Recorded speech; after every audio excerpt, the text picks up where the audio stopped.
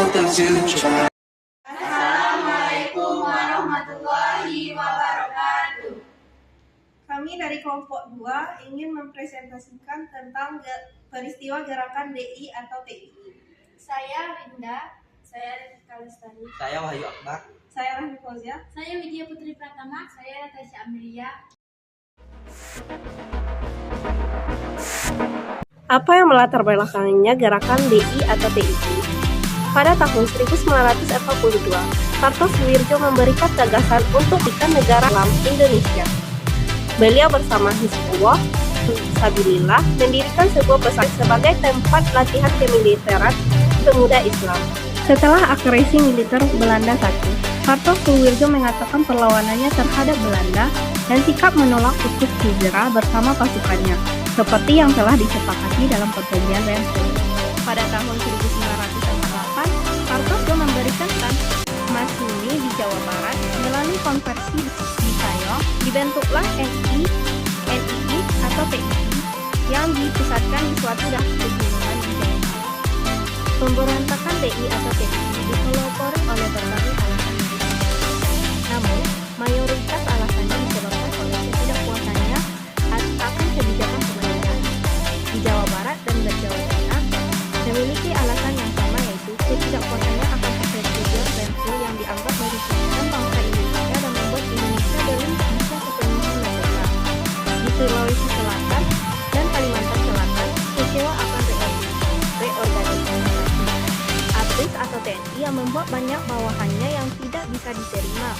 Daerah di Aceh disebabkan kekecewaan terhadap Soekarno yang ingkar bahwa Aceh akan dijadikan daerah istimewa dengan hak untuk menjalankan syariat.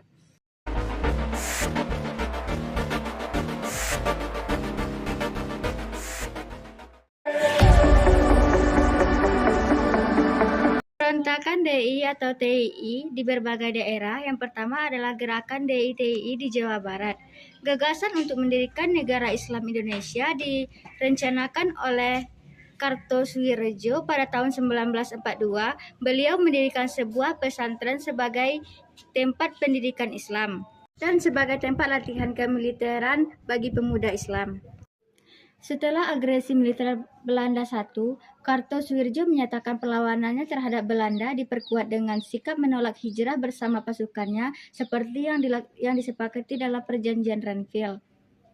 Pada 25 Januari 1945, kontak senjata dengan TNI terjadi pertama kali ketika pasukan divisi Siliwangi sedang merebutkan Long Maroh dari Jawa Tengah ke Jawa Barat. Di Jawa Barat terjadi perang Salatiga antara Tentara Nasional Indonesia, Tentara Islam Indonesia dengan tentara Belanda. Upaya perdamaian dilaksanakan oleh pemerintahan melalui Muhammad Natsir sebagai pimpinan pusat Masyumi, namun upaya tersebut gagal pada tanggal 7 Agustus 1949. Kartosuwirjo meresmikan berdirinya NII atau dikenal dengan sebutan Darul Islam DI. Pemerintah berupaya merampas gerakan ini dan pada akhirnya pemerintah mengambil tindakan tegas. Setelah agresi militer Belanda I, Kartosuwirjo menyatakan perlawanannya terhadap Belanda diperkuat dengan sikap menolak hijrah bersama pasukannya seperti yang disepakati dalam perjanjian Renville. Pada 25 Januari 1945, kontak senjata dengan TNI terjadi pertama kali ketika pasukan divisi Siliwangi sedang merebutkan Long Maroh dari Jawa Tengah ke Jawa Barat. Di Jawa Barat terjadi perang Salatiga antara Tentara Nasional Indonesia, Tentara Islam Indonesia dengan tentara Belanda. Upaya perdamaian dilaksanakan oleh pemerintahan melalui Muhammad Natsir sebagai pimpinan pusat Masyumi, namun upaya tersebut gagal pada tanggal 7 Agustus 1949. Kartosuwirjo meresmikan berdirinya NII atau dikenal dengan sebutan Darul Islam DI. Gerakan DI atau TII di Jawa Tengah. Pasukan Laskar Hizbullah di Tegal sejak tahun 1940 dan juga telah bergabung dengan TNI. Dipimpin pasukan ini bernama Amir Fatah pada 23 Agustus 1949. Amir Fatah memproklamasikan berdirinya gerakan Darul Islam dan bermaksud mendirikan NII seperti yang telah diperlakukan oleh Kartosuwirjo. Penumpasan TNI atau TII Jateng dilakukan oleh pasukan TNI dari Divisi Ponegoro yang membuat operasi disebut Gerakan Benteng Negara. Gerakan DI atau TII di Jateng mendapat dukungan dari pasukan Batalion F26 yang juga melakukan pemberontakan terhadap RI. Akhirnya kan DI atau TII di Jateng dapat dilumpuhkan pada tahun 1957 oleh TNI dengan dukungan penuh masyarakat.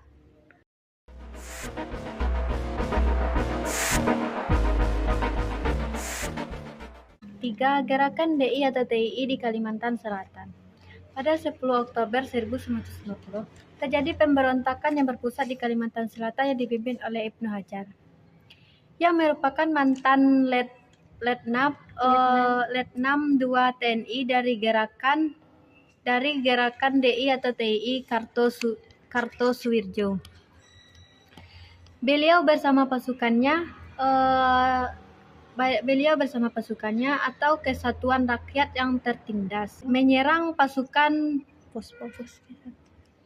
Kesatuan Tentara di Kalimantan Selatan serta membuat kekacauan pada Oktober 1950. Pimpinan TNI memberi ultiman agar segera menyendiri, namun Ibnu Hajar mengabaikan ultimatum tersebut. TNI pun kemudian melancarkan operasi militer. Pada tahun 1959, Gerakan DI atau TII di Kalimantan Selatan berhasil dipunahkan dan Ibnu Hajar pun ditangkap.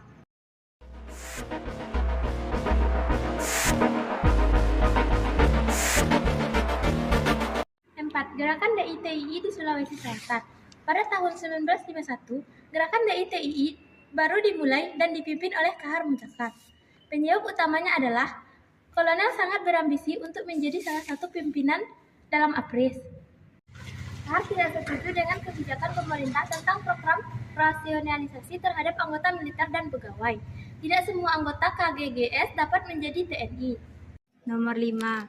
Gerakan DI atau TII di Aceh setelah proklamasi kemerdekaan Aceh mengalami pertentangan antara kelompok Alim Ulama Persatuan Ulama Seluruh Aceh atau PUSA dipimpin Daud Bero dengan para kepala adat dan berlangsung dari Desember 1945 sampai Februari 1946. Pemerintah mengatasinya dengan memberi status daerah istimewa kepada Aceh dan mengangkat Daud sebagai gubernur. Namun Daud tidak menjalankan tugasnya dan malah mempergandakan negara Islam Indonesia. Pada tahun 1950, pemerintah melakukan penyederhanaan administrasi, yaitu menurunkan status Aceh menjadi Karisedenan di bawah Sumut. Hal ini memperkuat Daud Aceh kecewa. Akibatnya pada 21 September 1953, Daud mengeluarkan maklumat bahwa Aceh merupakan bagian dari NII di bawah Kartosuwirjo. Ia melakukan gerakan serentak untuk menguasai kota Aceh serta menyerukan kepada rakyat agar tidak mendukung pemerintah. Pemerintahan pun terpaksa menggunakan kekuatan senjata. Selain itu, pemerintah juga menggunakan kekuatan militer seperti penyelenggaraan musyawarah kerukunan rakyat Aceh pada tahun 17 Desember 1962. Gagasan dari Kolonel Muhammad Yasin dan pada akhirnya gerakan DI atau TII dapat diselesaikan dan situasi keamanan di Aceh pun pulih kembali.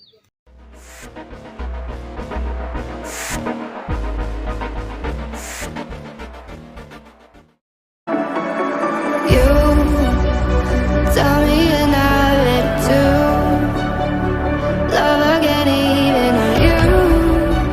Adore me, so what? You just use me, abuse me.